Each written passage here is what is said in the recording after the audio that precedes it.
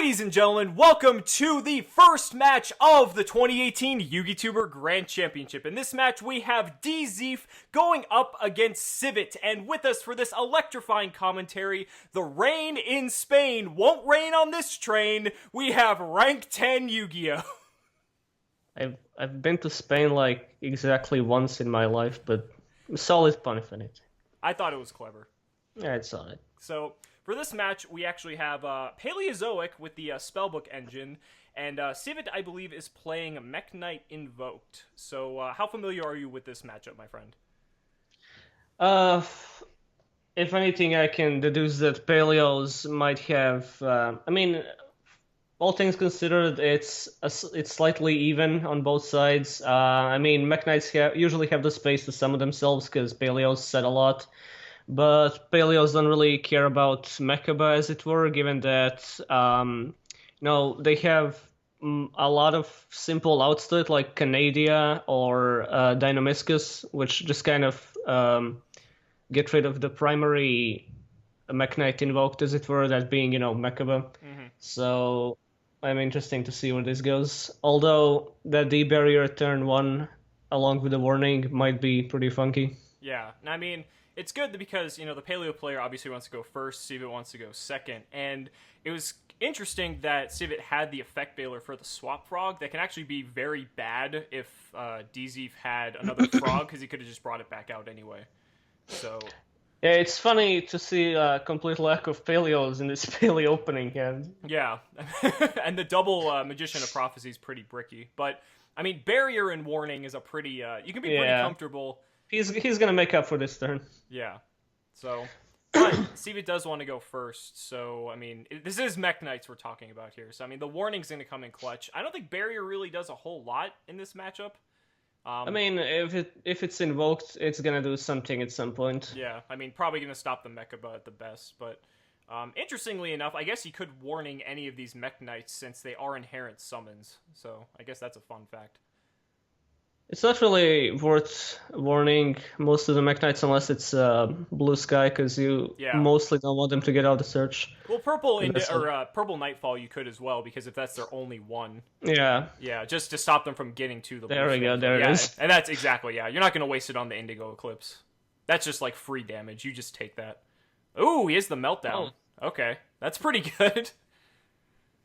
I mean, I don't know. If you're gonna let your Purple Nightfall get hit by warning so your Alistair can go off, I'm pretty okay with that. I mean, we already know there is a very clear out to Alistair here. Obviously, yeah.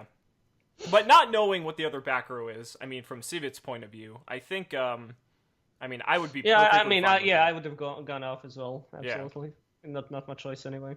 Yeah, and so we're gonna see the Invocation met with Dimensional Barrier, and then he's realistically only just going to get in 3,400 damage here, but Dzeeff's in a pretty awkward spot because he's going to need something pretty good to get him out of this. I guess he can Spellbook for... He has a draw 2, essentially, at this point. Yeah, because he just searches for secrets. Could search for knowledge directly, but I assume he just go for secrets for deck thinning. And then... As well as the normal sum doesn't care much for that in Paleos. Yeah. Pot of Desires. Interesting timing for the Desires. It's interesting that he opted for that in main phase 2. But Mech Knight Invoked, not exactly known for running a lot of back row. I guess you got hand traps, but that's pretty much always going to be banking on for protection at this point. Yeah, also about... oh, yikes. Also about Mechaba against Paleos. You generally don't get to... Oh, that was interesting. Oh, that's right. You can discard Magician to Prophecy for swap. I forgot about that. Swap Frog has so many effects I just keep forgetting about. Yeah, I forgot. It just requires you to have a... it's a water monster, not a... Yeah. I always think it's Aqua. Mm. So yeah, that's a cool interaction. Anyway... as you were saying. Mechaba generally against Paleos has a problem since decks that summon Mechaba don't tend to run all that many traps, so Paleos can just go off while Mechaba stands there in complete confusion. And as I said, it's pretty easy to out. However, again, we're not really seeing any Paleos so far, which is pretty funny. I was actually expecting a Paleo mirror match here, because both these players are actually pretty well known for playing Paleo. So I thought that would have been pretty interesting. I was to see in the expecting first round. Chaos Max, given Chaos Dzeeff Max. Well, I mean, at that point, I was expecting FA Zodiac, so, you know, Dzeeff is a man of many decks, both meta and non-meta, so. Alright, so Toad's coming down now, and Toad backed by Strike is pretty strong. I don't know, Cvit's he's gonna have his work cut out for him, and especially because he didn't really have a hand trap for any of that.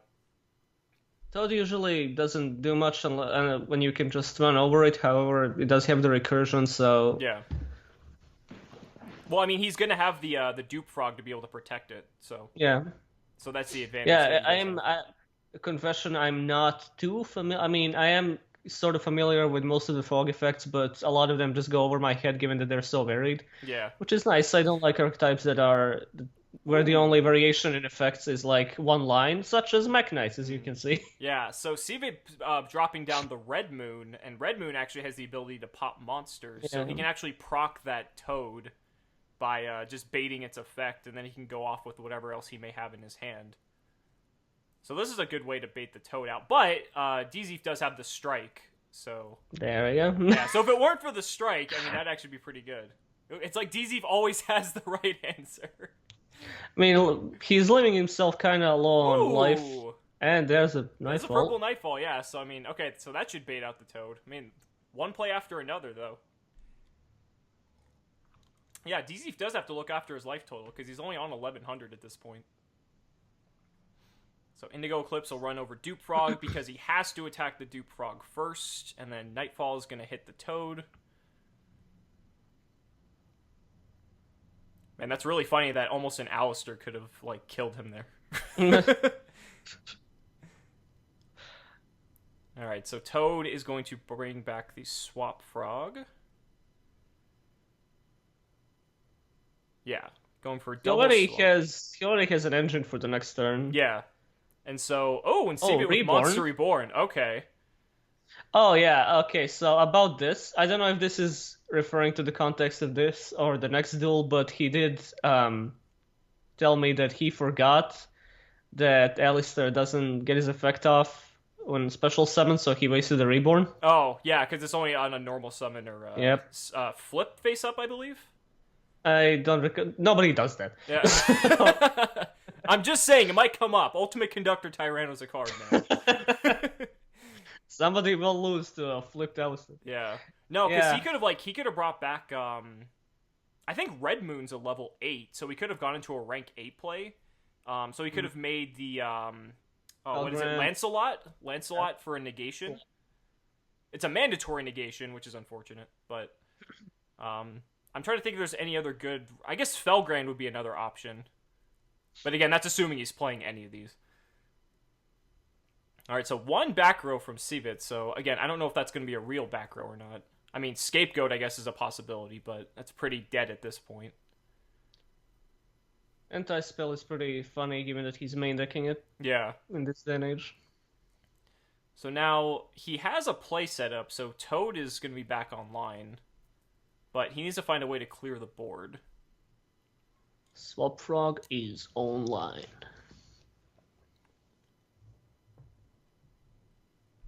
I'm really curious what that back row is. Knowing Cvit's luck, probably an MST. Probably. Okay, so we got Toad, Swap. I'm just trying to think like what rank 2 we could possibly make. Oh, the Starboy. Okay. Yeah. But Starboy. That's some of the greatest artwork I've ever seen in Yu-Gi-Oh! Generally, the Link retrains of the old attribute boosters have amazing art. Have you seen the Light Link 2 one? The Lil Hoshinigin, absolutely. No, yeah. The Hoshinigin retrain might be rivaling the Starboy now. They're all superstars. So double Ronin. He could go for Borolo Dragon here. Oh, that'd be pretty funky. Yeah, but it looks like he's gonna just overlay. Yeah, Borolo would be interesting because then he could steal the Nightfall, and then Nightfall could attack Indigo. I mean, alternatively, we just have the simple option of a boosted Toad from his Starboy. That's true. So Toad is on 27. Oh, he has it normal. That's right. Okay. Oh, So yeah, so we're what's still this gonna get the big- draws off of the blue boy. So it's gonna go secrets, secret search knowledge, and then knowledge to tribute off the blue boy and draw 2. It's ridiculous how generic knowledge is. Yeah. And it's crazy because knowledge came out how many years prior? Like 4? No, knowledge came out like Oh no, I last mean year. oh, I was thinking about Blue Boy, I'm sorry. Oh yeah, Blue Boy ended up being like semi-generic. yeah, that's a card that didn't have any future proofing Yeah. really put into it. Ooh, Monster Reborn. Okay, so we could bring back his other Toad. So that actually solves his Here's problem. here's potentially someone who will know how to use his Monster Reborn. So Monster Reborn brings back his other Toad. Now he has two 2700 Toads, which would run over both of Cvit's big monsters. Mistar Boy cleans up Alistair, and Cvit is gonna cry in the corner probably after this. If I was going up against giant frogs, I'd do the same. There's Canadia, so there's, if anything, a little bit of proofing for a potential Mechaba, which might not appear. Yeah. So, yeah, and even if, at this point now, even if Cvit's back row is live, which is very unlikely considering he's let all of this go Given through. that he hasn't used it so far yet. I mean, as soon as that first Toad went online, it pretty much got completely disabled. And it's just going to be even more bad news for him because the Toad's going to be able to negate any one card, and Cvit's going to be on 2 cards at this point. So, even if he has like a board clear, it won't even matter. You need like Dark Hole and Regeki, which is again very unlikely. Oh, and Dzeeff has anti-spell, so that's actually completely irrelevant because he could just flip anti-spell right now. That is really funny what happened with Alistair last turn. Although I'm thinking even if Alistair did search on special summon, if it would have made any difference, given that, what was it? Oh shit, it's Blue Sky. Well, that's not gonna do much. Given that he could have went for Mechaba, but did Dzeeff really go off with any particularly important monster effects last turn? Because he made Miss Starboy, I just don't recall with what. He made it with double swap. Okay, so yeah, it would have at least negated one. Although I don't know if he had anything in his hand which he could have negated that with. So if he had the Mechaba online, he could have potentially negated Swap Frog from getting Ronin Toadin into the graveyard, which could have possibly prevented this. But that may even be a stretch, because I think he'd still be able to end on Mistar Boy plus 1 Toad, even with that negation. And then he could have ran over Mechaba, and I don't know. I don't know if that really would have mattered in the long run. But, I mean, at this point, I'm pretty sure... Yeah. I'm pretty sure Might as Doug's well got scoop. this in the bag. Yeah, Yep, there we go. That's how you do it. So... Interestingly enough, Cvit's opting to go first, and that's something you really don't see with this deck. Because Mech Invoked always wants to go second. Some space. Yeah. And interestingly enough, Dzeeff sided in Ghost Reaper and Winter Cherries. And so, funny enough, because Cvit decided to go first, he can Cherries Mechaba. That's pretty nasty.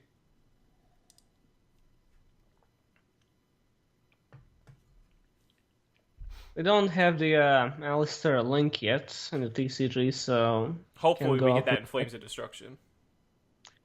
Hopefully not alongside Needle Flavor. Hopefully not alongside Brandish. They just canceled Brandish for the TCG. It's okay like, though. Dark Saviors has a completely different archetype. It's okay because all the Brandish cards are just going to be short printed like Necros was, so it won't really matter.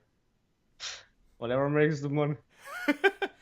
I mean, they have to. That's their priority. Okay, so a set. This is a really weird play. So he sets a monster, and then sets a card face down. The most potent Mech Knight play.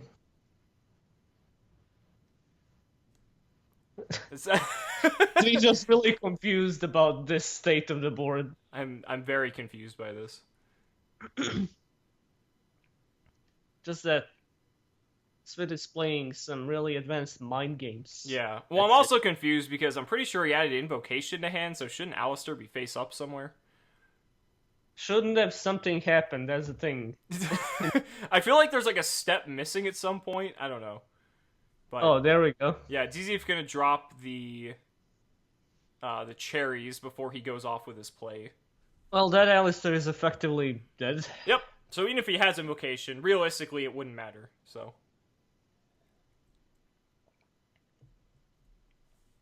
Man, if Meltdown could search Invocation, that'd be insane. But he has a hand of... What else does he have left? So he has Dupe and Swap. So, I mean, he can just discard Dupe, summon Swap, send Ronin. This extra deck is interesting, given that we were talking about Xyz's last duel, Yeah. but he doesn't seem to get a single one. Yeah. That's rank 8. Ooh, Valor on the Swap. The rank 8 again. pool is actually, like, super good nowadays, but... yeah, the Mech Knights actually do have the ability to go into it every now and then. Mm-hmm. I'm actually kind of wondering why he went for the most basic, like, links and stuff. Yeah. Okay, so we got 2 frogs on board. Ronin Tone coming out to make it 3. And this looks like we're going to get a Toad. He could also go Starboy Toad if he wanted to. Because he can just... The fact that Ronin Tone is not once per turn is, like... nuts. Again, frogs are also very future-proof Yeah. whacking. You know, they got that brilliant old card text still. Frogs of the future. Flip face up. I guess we were talking about this. Yeah, what was that you were saying about Alistair never Who being even flip flips face? Alistair face up? But then he's flipped right back face down. So this is where Dzeeff next levels him and has Invocation in his main deck, and so he can flip the Alistair and then get his own Invocation. Because he's playing Makaba in his extra deck for the cherries, so he can actually summon it using Civit's Effect Valor that he discarded. I do not like think on this level of human competence. This is like year 30, 35 thinking. Okay, so back to Civit's turn. Dzeeff's going to use Toad in standby, bring out Dupe Frog. And he's got Scapegoat and Anti-Spell, so, I mean, he should feel pretty good right now. Invocation's effectively dead. I mean, I guess he could... I mean... This duel is over.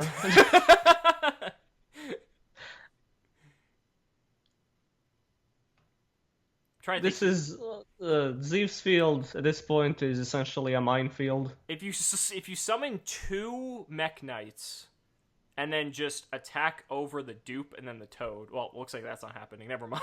I was gonna say there could be that possibility, because then he could have attacked Dupe, attack Toad, and then he at least has control of the board again. But I mean, this is like a train wreck now. No pun intended. It's fine. I get that a lot. I didn't even realize I said it until I said it. I told people cheering me on in the comments, people, if you keep talking about trains, I'm gonna lose. It's like bad karma. Bad karma, if you will. Oh my god. That's low even for you. Little did you know, I'm a master of wordplay. That's what you become famous for. But yeah, I have no idea how Cvit gets out of this. Dzeeff is also kind of confused at this point. You know, how can I possibly go off even further? He's like, how can I mess up and still win? Like, it looked like Doug was pretty prepared for this matchup, though. I mean, I saw Lancias in the side deck. He had the cherries. Like, it seemed like he had like pretty much all the solid options. It's still kind of funny to think about how there was not a single paleo in the back row zone during this entire match. I believe he set a Canadian. Yeah, it was a one Canadian. He didn't use it, but he set it. Yeah.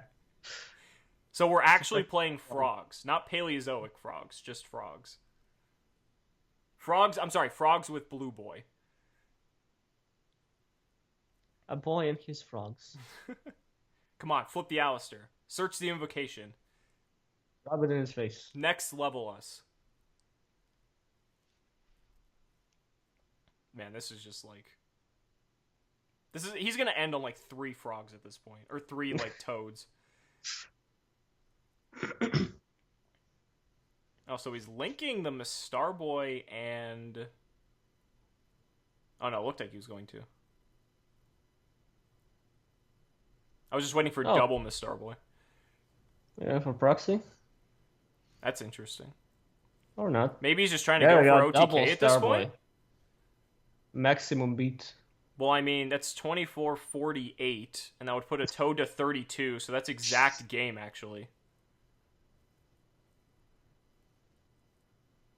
Goes for proxy, and then Ronin, Toad, and Banish, summon another one, and then make Toad, and then you have 9,400 damage? Good luck, I'm behind 7 proxy dragons. Assuming Cvit doesn't have a scapegoat, which could be possible. I don't think a scapegoat is gonna matter for much in the whole state of things. He could have flipped it right before the Toad got made.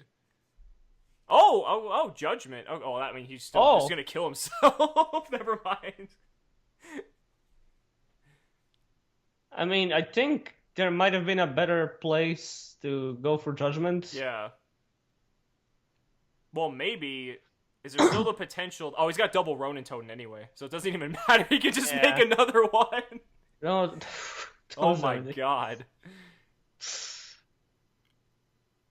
Yep, and Cvit just scoops it. I can't deal with this shit. Alright, guys, so that's going to do it. Dzeeff moves on to the next round. Thanks so much for watching the video, and we'll see you in the next match.